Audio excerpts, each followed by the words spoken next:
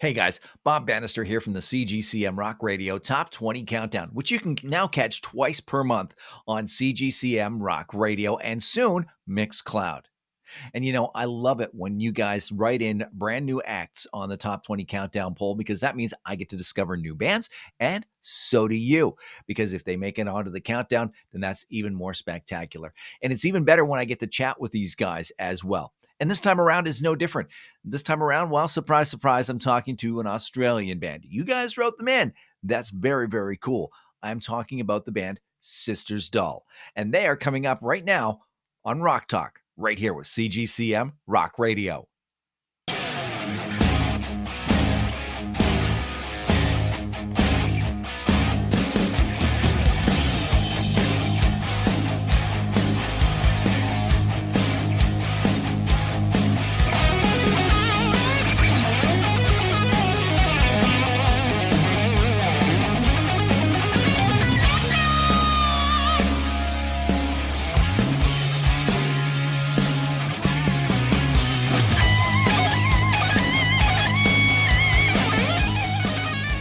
We are joined by a literal band of brothers who are making waves not only on the CGCM Rock Radio Top 20 Countdown, but on the world stage. So let's welcome Austin, Bryce, Sage, and Brennan Miletto, otherwise known as Sisters Doll, to Rock Talk right here on CGCM Rock Radio. Welcome, guys.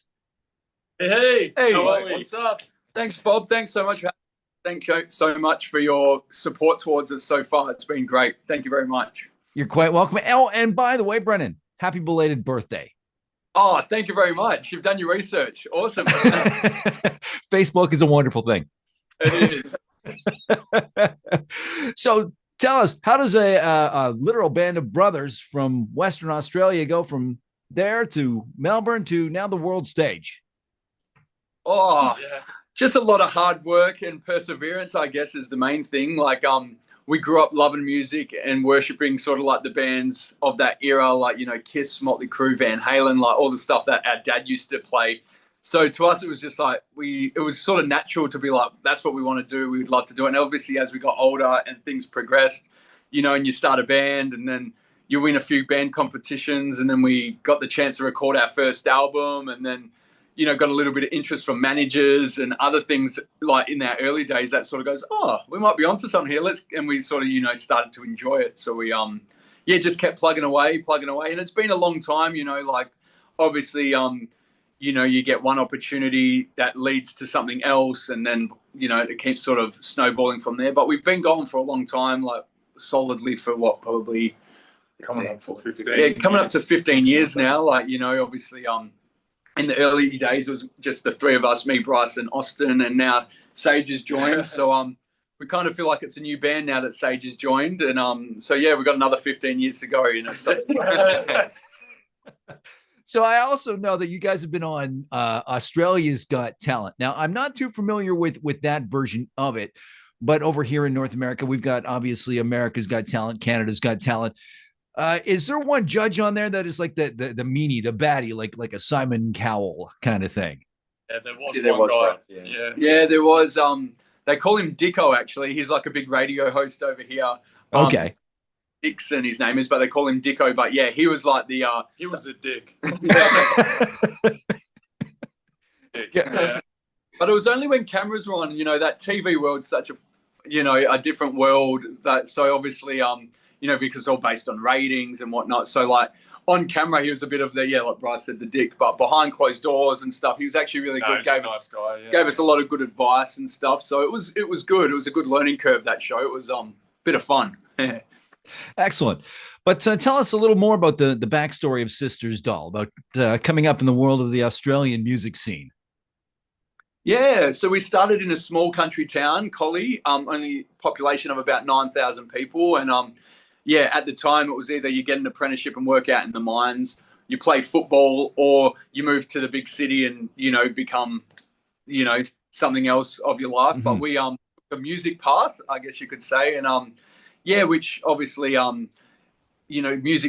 it is tough to do full time, as most musicians know, coming through the ranks. So we never were fortunate enough to be able to do that. So, obviously we all had our own jobs and we started doing things, locally in the community. But then we decided to move to Melbourne because obviously it's a bit more of a bigger city, a bit more vibrant. The East Coast, there's a lot more opportunities on this side. And yeah, ever since we moved, it's kind of opened a lot of other doors for us, which is great. And then we got pinch ourselves moments, where we got to share the stage with like Bruce Kulick from Kiss, Peter Criss from Kiss, and now get to call them and people like that our friends. It's pretty surreal. Like we grew up with those guys on our walls, and now we get to sort of speak to them and chat to them and get advice and whatnot. So yeah, we sort of like the whole like small town story growing up, but yeah, no, we're fortunate, but a lot of hard work's gone into it. We haven't really just everything's been put out on a silver platter. A lot of hard work's gone into the opportunities we've received, and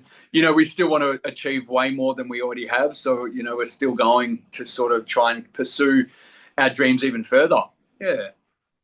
So you were kind of leading into another question that I had written down here. With having played with Bruce and Peter Criss, you got to have a Kiss story. One of something that the four of you guys, or maybe just the three guys that were together before. What's your big Kiss story that you guys have? Great question. There's been a few. Hey, we've been very lucky. Like we've been like we're in a rehearsal studio now, just kind of getting ready for our next show. But we got to experience those sort of things, like rehearsing with Bruce Kulick and Peter Criss, and then like they give you little insights of like when they were on tour with Kiss, or a certain part of a song, or like working on different songs, and they were always cool stories that like most Kiss fans they'd go crazy to hear, and they'd be like, oh my god, like them type of moments that they wouldn't believe it if you told someone. I think as well, probably the most unique story we've got that probably no one else can say is it probably worked in our favor. Actually, we played with Peter Criss in New York for his final shows at the time back in 2017, and anyway, we were scheduled to come home on the Monday, say for example. Anyway, we got to the airport. They like Gigi, his wife, Peter's wife, and Peter actually dropped us off at the airport. And there was this severe weather warning, like we couldn't fly out, we couldn't leave, sort of thing,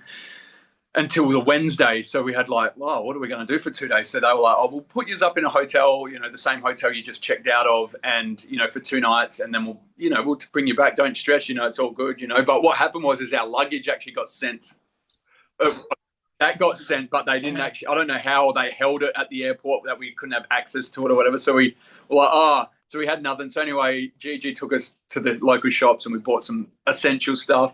And anyway, so we went and stayed at the hotel for that night. And then the next day they go, we'll pick you up and we'll come and spend the day with you the next day. Cause obviously we didn't know anyone there and they felt bad, responsible for us. So anyway, the next day Peter rocks up and Gigi's at the checkout desk. She's checking us out. And we're like, oh, she goes, you're going to stay with us tonight.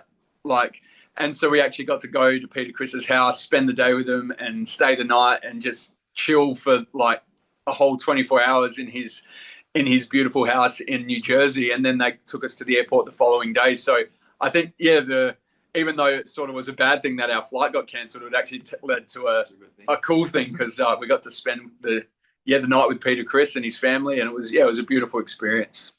That is very cool, and something that a lot of Kiss fans would just go, wow, oh my god, I can't believe that. That is that is too cool. So, Sage, how did it come that you ended up joining the band? It was one of those things. I was playing sports over here, like AFL, like football, and then it led to an injury which got me out of the sport, and then when I was recovering through my injuries and stuff, we just sort of sat around and talked about obviously, the future side of things with the band, if I'm going to join or not.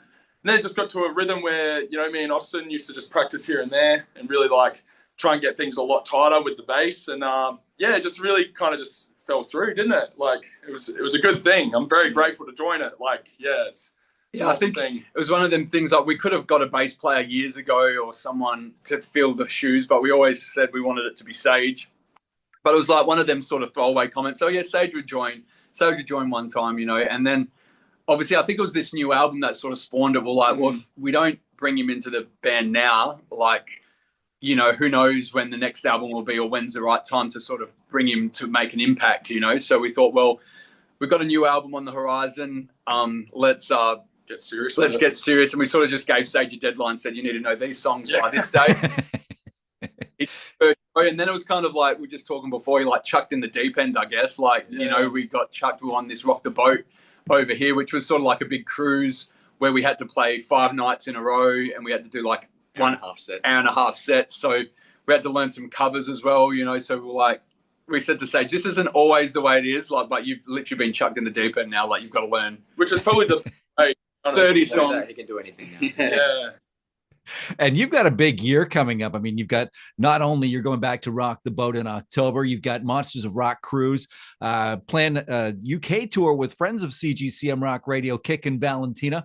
And you're also doing the Call of the Wild Festival as well. But all that kind of pales in comparison to what's coming up on January the 25th for you guys. You got the big album release party. Yes. That's a big one for us. That's why we're actually in our we're at a local studio actually rehearsing for the that big show now. So we're excited, but we've been rehearsing at our home studio, which is quite small. We thought, let's come to a bit bigger space we can sort of move around. So choreograph some stuff. Yeah. Yeah. But yeah, the UK tour, we're really looking forward to that. I think they're adding more dates actually, not with Kick and Valentina. We're doing the run with Kick and Valentina, which we're excited about. But we're going to do some extra dates before Call of the Wild as well. So I think we're doing like 12 shows in like 17 days or something like that. It's going to be hectic, full on. Sounds like a whole lot of fun. Now, if you can give us a little sneak preview, how does Scars differ from your previous albums? Oh, good question. I think it's probably shows a growth. Yeah, definitely a lot of growth in the songwriting and the musicianship between all of us. And I think as well, like definitely the production of this album has been like a massive step up from our last album. It's not that the last ones weren't good, but you know, we went to a very sort of high regarded producer and and so it's definitely stepped up quality wise. And I think our first 2 albums, you know, the first album in particular, you know, was like the first 10 songs you write, you know, we put it down because we won a band competition. So we recorded the first 10 songs and we're proud of that album because it sort of shows the period of where the band was at that time. But we're all young, like Austin was like, what? Like 12, 13. Bryce was 15 and I was like 17. So, you know, it was a younger album so you can hear the youthfulness in it. And then the second album was sort of another growth to sort of where we are. But now, obviously, as you get older, you experience a bit more different things, you know, a bit more deeper things as well, you know, as you get older. Your taste in music also changes a little too. Like we all have we have a massive variety of like taste in our music, like personally, like you're into a bit of I guess you'd say hip hop or new school sort of stuff, and then we're all into like a bit of everything. Yeah, so that kind of sort of, it gets involved with the music side of it too. And I think the beauty of this one was we had time to like I said, the first album was like, oh, we wrote 10 songs, let's record them. And whereas then the second album was like they were the songs that we were writing while we were touring, and you know, that was sort of the more songs that were resonating with the crowd that were like, yeah, we got to put that on the album, that one and whatnot. Whereas this album, it was kind of like we just rehashed old demos, we were writing new stuff, and we ended up getting like 30 odd songs, which we narrowed down to like 10. So we never had that beauty before to be able to go, oh, here's 30 songs, let's pick the best 12, you know. So it was kind of a lot more songwriting went into this, and that was due to COVID. You know, we had time, we were all still living at home together, so you know, we just kept demoing, and our producer Ricky Ray was like, just keep sending me more. The more you've got, the better. I want 12. He goes, I want 32. I want 40. He said, because then the more you write, the better the ones we get. And we believe we picked the best 12. We're excited for everyone to hear it. Yeah. And every band says that their latest album is their best, but this definitely is our best for sure. I feel like we've found that now as Sisters Dog for sure with this one. So who would you say then is inspiring you these days? That's a good question. Like a bit of everything, and it's kind of cool as well, like having Sage in the band now too, because it was just us 3 for like how many years, and he's got fresh ears and that kind of thing as well. And it's funny, I'd say, I mean, people always say we, you know, because obviously we are that sort of 80s, 70s, 80s sort of throwback sort of band with a modern twist, I guess you could say. But we don't really model ourselves. I don't really think we sound like Kiss, for example, are a huge influence for all of us, but I don't really see or hear Kiss personally. Other people might, but I don't actually specifically hear that.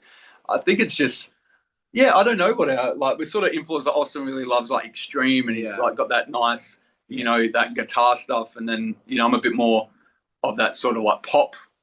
I guess got a bit more of a pop, a bit more of a pop country feel when I write my stuff, and then when Austin brings his stuff, and then obviously Bryce is just that real solid rock, hard hitting drummer, and Sage backs him up. So it kind of blends all together to make this weird sort of like 80s modernized. I don't know what. So we don't write songs as well to sort of like we want to sound like something. We want to like it kind of just whatever comes out. That's just. And I think that's a good thing about this album in particular. Is it's sort of a song for everyone on there. Like, obviously there's a song called Kiss Me, which is sort of like your pop rock, sort of like bubblegum sort of rock and roll. And then, then you've got your darker sort of moody ballad, and then then some heavier stuff. So it's kind of got a good mixture. Yeah. And I think the album flows quite nicely. So hopefully people dig it. Now, everybody's got something out there where they hear a song on the radio or they hear it on their, in their headphones, and they just go, damn, I wish I wrote that. Do you guys have a song, or like individually have a song where you go, wow, I wish I had written that? Yeah, there are some songs. There are songs. Yeah. That's a good Any question. examples? Yeah, I said one the other day too. I wish I had written that one. There's so many I wish I wrote anyway. Oh, that's what me and Austin were cranking My Sharona actually. That's right. Yeah. I wish I wrote that song, because that's such a cool song. That's one of the coolest, most simple and coolest riffs of all time. That song. And that drum beat, such a cool song for the time. Yeah, the knack. You can't get much cooler than that, really. Put about 5 times on our drive. We've gone to like a little acoustic gig we did the other night, like before Christmas, and we cranked that song for some reason. Yeah. And I said to us, I actually wish I wrote that song. Yeah. Funny that you mentioned that. I used to go to high school with this guy, and he would sing that song, except he would change the words from My Sharona to My Bologna, meaning bologna. Now try getting that out of your head. So before we wrap this up, I like to do a little thing called This or That. It's just a series of rapid fire questions. You give me your answer, top of the head answers, and we just go from there. If you're ready, we'll just hit that. No worries. All right. CD, vinyl, or MP3? Vinyl. Yeah. What were you going to say? Vinyl, yeah. Spicy foods or sugary treats? Sugary treats. Like we're all like in sync. Well, you are brothers. Iced coffee or iced tea? Iced coffee. Iced coffee. Pool, beach, or water park? Beach for me. Beach. Yeah. Beach? Yeah. Water park. I go really? Water park. Yeah. I go beach. Oh, water park has the rides and shit, so I guess. Video games or board games? Video games. And the final one, pineapple on pizza, yes or no? Yes. Yeah. I like pineapple. Yeah. I don't go for that option, but if it's and it's actually a funny story, actually, because I know that's a big debate, but our grandfather is actually over from Western Australia, but he's a full Italian, like grew up in Calabria and whatnot. And I asked him, I said, do you like pineapple on pizza? No. And he's like, yeah, I love pineapple on pizza. I said, is that like a thing? And he goes, no. Like, yeah, so whether maybe different parts of Italy accept it, some don't. I don't know. And finally, sometime in the future, they decide to make a movie of Sister's Doll. Who's playing each of you guys? I don't know. Someone good looking and fit for me. I don't know. Pete Davidson or something for me. Maybe like a Jared Leto or something. Oh, yeah. Mark Wahlberg. There you go. Yeah, Mark Wahlberg. Right on. And what's your website? What's your socials, guys? Yeah, so the best place to catch everything you can is sistersdollband.com. That takes you to our website, which has got, you can pre-order our new album, which is exciting. And it's got all the tour dates and all our social media links as well. So that's probably your one-stop shop for everyone. All right. Perfect. And thank you guys for joining us here on this edition of Rock Talk on CGCM Rock Radio. Thanks, Bob. Really Thanks so appreciate much. it. Okay, thank you. And thank you, and we'll catch you on the next edition. Awesome.